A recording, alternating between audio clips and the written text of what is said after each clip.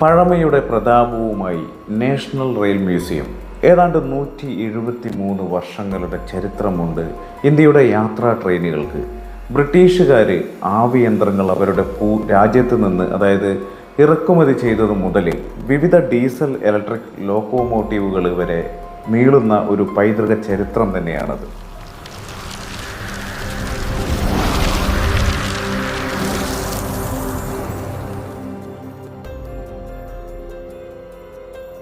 ഏതാണ്ട് 1853 ഏപ്രിൽ 16 മുംബൈ മുതൽ താനെ വരെ 34 കിലോമീറ്റർ ആദ്യമായി ഓടിത്തീർത്തത് അതുമുതൽ ഇന്ന് ബുള്ളറ്റ് ട്രെയിൻ വരെ എത്തി നിൽക്കുന്നതാണ് ഇന്ത്യയിലെ ഒരു യാത്രാ ട്രെയിനുകളുടെ കാലഘട്ടം എന്ന് പറയുന്നത്.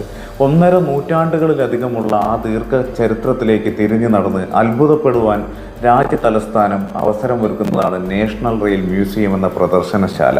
പല പ്രവിശ്യകളാലും നാട്ടുരാജ്യങ്ങളാലും വിഭജിക്കപ്പെട്ടിരുന്ന ഇന്ത്യയെ ഒന്നിപ്പിച്ച് റെയിൽവേയുടെ ഒരു ചരിത്രം അടുത്തറിയാനും ആ ചരിത്രത്തിൻ്റെ നിർമ്മിതികളായിട്ടുള്ള നൂറ്റാണ്ടുകളുടെ പഴക്കമുള്ള പല വർണ്ണങ്ങളിലെ എഞ്ചിനുകൾ തൊട്ടറിയാനും നാഷണൽ റെയിൽ മ്യൂസിയം അവസരമൊരുക്കുന്നുണ്ട്.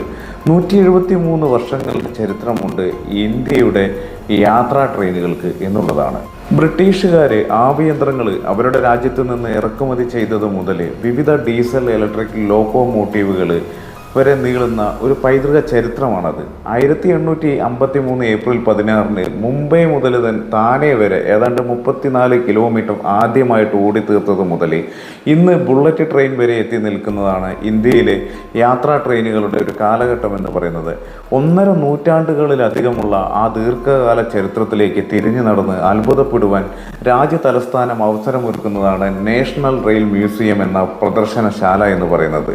പല പ്രവിശ്യകളാലും നാട്ടുരാജ്യങ്ങളാലും വിഭജിക്കപ്പെട്ടിരുന്ന ഇന്ത്യയെ ഒന്നിപ്പിച്ച റെയിൽവേയുടെ ചരിത്രം അടുത്തറിയാനും ആ ചരിത്രത്തിൻ്റെ നിർമ്മിതികളായിട്ടുള്ള നൂറ്റാണ്ടുകളുടെ പഴക്കമുള്ള പല വർണ്ണങ്ങളിലെ എഞ്ചിനുകൾ തൊട്ടറിയാനും നാഷണൽ റെയിൽ മ്യൂസിയം അവസരമൊരുക്കുന്നുണ്ട്.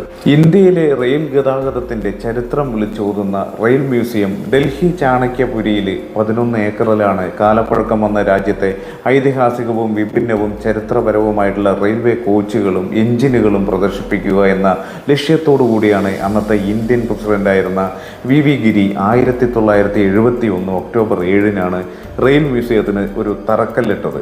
1977 ഫെബ്രുവരി 1 റെയിൽവേ മന്ത്രിയായിരുന്ന കമലാവതി ത്രിപാഠി മ്യൂസിയം പൊതുജനങ്ങൾക്ക് തുറന്നു കൊടുത്തു എന്നുള്ളതാണ്. മാത്രമല്ല നാഷണൽ റെയിൽ മ്യൂസിയം ഒരു റെയിൽവേ യാർഡിൻ്റെ മാതൃകയിലാണ് നിർമ്മിച്ചിരിക്കുന്നത്. ഒരു വശത്ത് നാഷണൽ റെയിൽ മ്യൂസിയത്തിൻ്റെയും ഇന്ത്യൻ റെയിൽവേയുടെയും ചരിത്രവും വികാസവും കഥകളും പുരാവസ്തുക്കളും ഒക്കെ ഉണ്ട്. ഈ മ്യൂസിയത്തിന് പുറത്താണ് സന്ദർശകരെ ആകർഷിക്കുന്ന കാഴ്ചകൾ ഉള്ളതെന്നുള്ളതാണ്. എന്ന് വെച്ചാൽ റെയിൽവേ പാളങ്ങളിൽ അങ്ങിങ്ങായിട്ട് തൊട്ടുരുമിക്കിടക്കുന്ന സ്റ്റീം ലോക്കോമോട്ടീവുകളുടെയും ഡീസൽ ലോക്കോമോട്ടീവുകളുടെയും ഇലക്ട്രിക് ലോക്കോമോട്ടീവുകളുടെയും യഥാർത്ഥ എഞ്ചിനുകൾ, അതുപോലെ തന്നെ 100-ലധികം വർഷം പഴക്കമുള്ള പാളങ്ങളിൽ ഒരിക്കൽ കൂകിപ്പാഞ്ഞിരുന്ന അതായത് എഞ്ചിനുകൾ നമ്മുടെ സ്പർശനവും കാത്ത് കിടക്കുകയാണ് നാഷണൽ റെയിൽ മ്യൂസിയത്തിൽ എന്നുള്ളതാണ് അതിൻ്റെ മുറ്റത്ത്.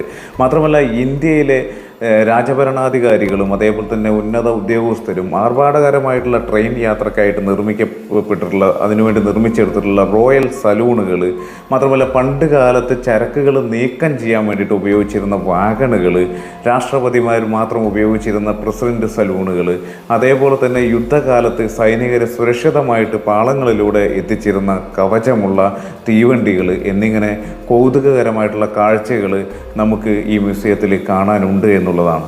ഏതാണ്ട് ഏറ്റവും ചുരുങ്ങിയത് 50 രൂപയുടെ ടിക്കറ്റ് എടുത്ത് അകത്ത് കയറി കഴിഞ്ഞാൽ ഇന്ത്യൻ റെയിൽവേയുടെ 150 വർഷത്തെ ചരിത്രം നാഷണൽ റെയിൽ മ്യൂസിയത്തിൽ അനുഭവിച്ചറിയാമെന്നുള്ളതാണ്. അതിനോടൊപ്പം തന്നെ 20 രൂപ കൂടി ചിലവാക്കിയാലാകട്ടെ റെയിൽ മ്യൂസിയത്തിന് പുറത്ത് ടോയ് ട്രെയിനിൽ മ്യൂസിയത്തിന് ചുറ്റും കറങ്ങുകയും ചെയ്യാമെന്നുള്ളതാണ്. മൊത്തത്തിൽ പാളങ്ങളെ അടുത്തറിഞ്ഞുള്ള മ്യൂസിയം സന്ദർശനം പാളങ്ങളിലെ ഒരു യാത്രയിലൂടെ പര്യവസാനം കുറിച്ച് ചരിത്രാന്വേഷികൾക്ക് നാഷണൽ റെയിൽ മ്യൂസിയത്തിൻ്റെ ഒരു സന്ദർശനം അവസാനിപ്പിക്കാമെന്നുള്ളതാണ്.